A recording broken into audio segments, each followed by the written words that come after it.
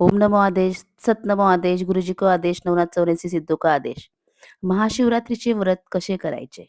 महाशिवरात्रीचे व्रत हे शंकराचे अतिशय प्रिय असे व्रत आहे. माघ वद्य चतुर्दशीला महाशिवरात्रीचे व्रत करतात. शंकराच्या सर्व व्रतामधील हे सर्वात महत्वाचे व्रत आहे. सर्व शिवभक्त स्त्रिया व पुरुष हे व्रत करतात.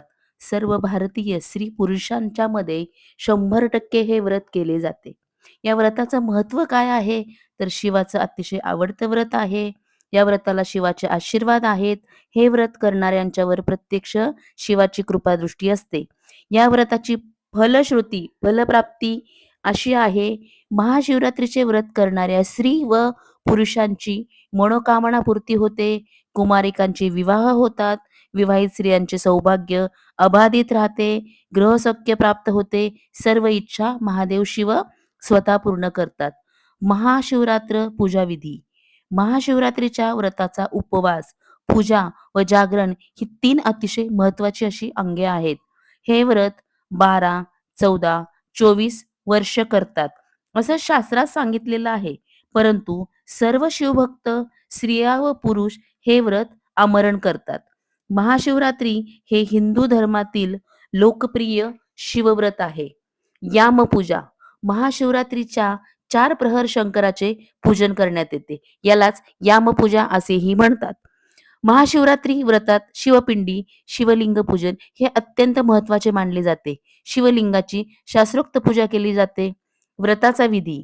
महाशिवरात्रीच्या माघ वद्य चतुर्दशी आदल्या दिवशी म्हणजे माघ कृष्ण त्रयोदशीला एकभुक्त राहावे, म्हणजे या दिवशी शंकराच्या व्रतासाठी उपवास धरावा.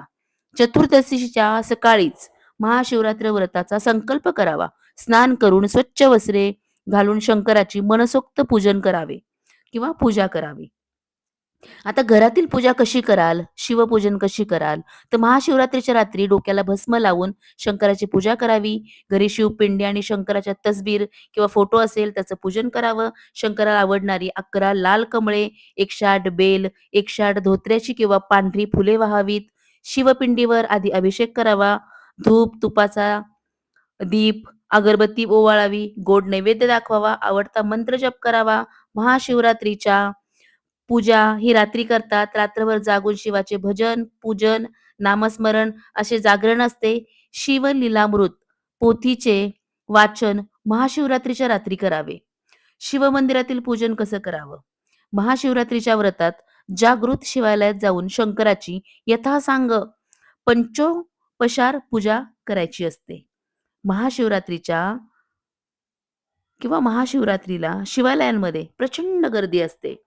महाशिवरात्रीचे व्रत 100% भारतीय स्त्री किंवा पुरुष मनोभावी करतात. महाशिवरात्रीचा उपवास आबालवृद्ध आणि घराघरातील मंडळी करताना दिसतात. महाशिवरात्रीच्या व्रतात या दिवशी रात्री हर एकत्र होतात असा धर्मसमज आहे.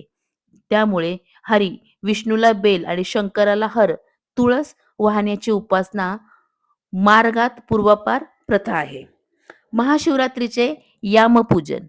महाशिवरात्रीला सकाळ, संध्याकाळ, दुपार व रात्र असे 4 प्रहर शंकराचे पूजन करता. हेच यामपूजन होय. महादेवच्या पिंडीला स्नान घालावे.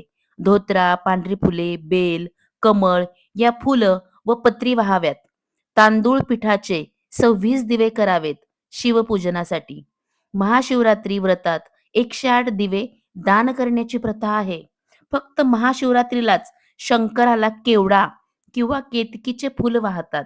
महाशिवरात्री व्रतात सकाळी उठल्यानंतर स्नान म्हणजेच अंघोळ केल्यापासून ते रात्री शिवाचे पूजन सुरू असते. महाशिवरात्रीचा उपवास दुसऱ्या दिवशी सोडतात. महाशिवरात्री व्रतात पारण्याला, ब्राह्मणाला भोजन व भोजनाचे साहित्य आणि यथाशक्ती दान देतात.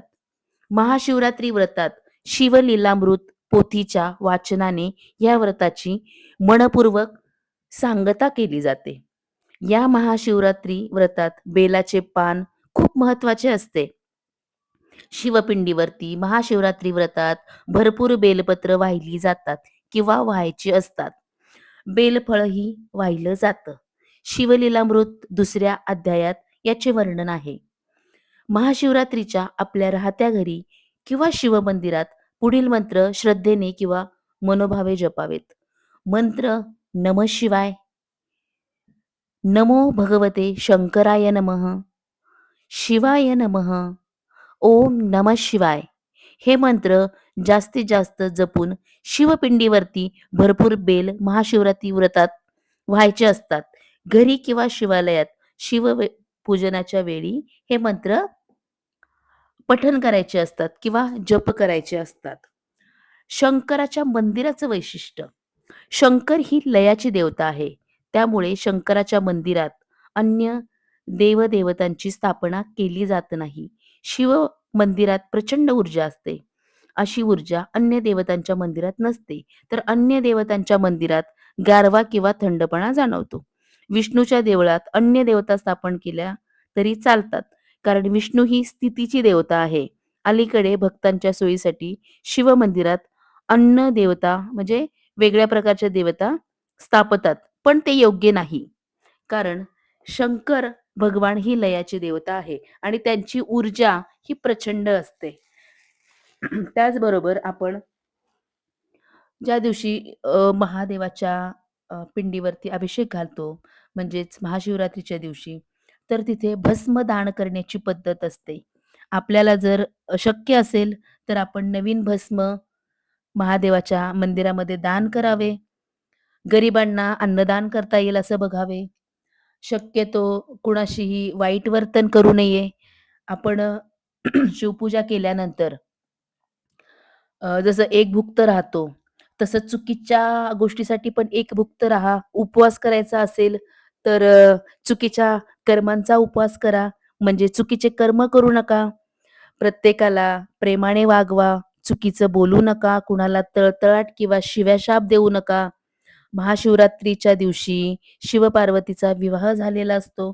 त्यामुळे आपल्या घरात म्हणजे ज्यांचा लग्न झालेलं आहे, त्यांनीही आपल्या बायकोशी चांगलं बिहेवियर करावं किंवा चांगलं वागावं. आपल्या घरातील स्त्रीला शिव्याशाप देऊ नये. कारण शिव शक्तीशिवाय अधुरा आहे. तसं आपल्या घरातील स्त्रियांना पण आपण चांगला मान-सन्मान दिला पाहिजे. चांदीच्या वस्तू जर आपल्या बायकोला दान केल्या, तर त्या व्यक्तीच्याला कधीच लक्ष्मी सोडून जात नाही किंवा त्याच्या घरामध्ये अखंड लक्ष्मी प्राप्ती होते. त्याचा बिझनेस चांगला चालू लागतो. ज्याचं लग्न होत नाहीये, त्यांनीही शंकराचं हे व्रत मनोभावी करा. आपल्याला याचबरोबर ओम नमः शिवायच्या जपाबरोबर आपल्याला अजून काय करता येईल, तर महामृत्युंजयचा मंत्र पण आपण जप करून ठेवावा. घरामध्ये त्या दिवशी महादेवाच्या मंदिरातून भस्म घेऊन यावं, जिथं असेल तिथून आणि ते आपल्या एका काचेच्या डब्यात घेऊन ते चांदीच्या किंवा चांदीच्या वाटीत घेऊन ते आपण तिजोरीमध्ये ठेवावे. परत एकदा सर्व शिवभक्तांना महाशिवरात्रीच्या खूप साऱ्या शुभेच्छा. ओम नमः शिवाय. ओम नमो आदेश, सत नमो आदेश, गुरुजी को आदेश, नवनाथ 84 सिद्धों को आदेश.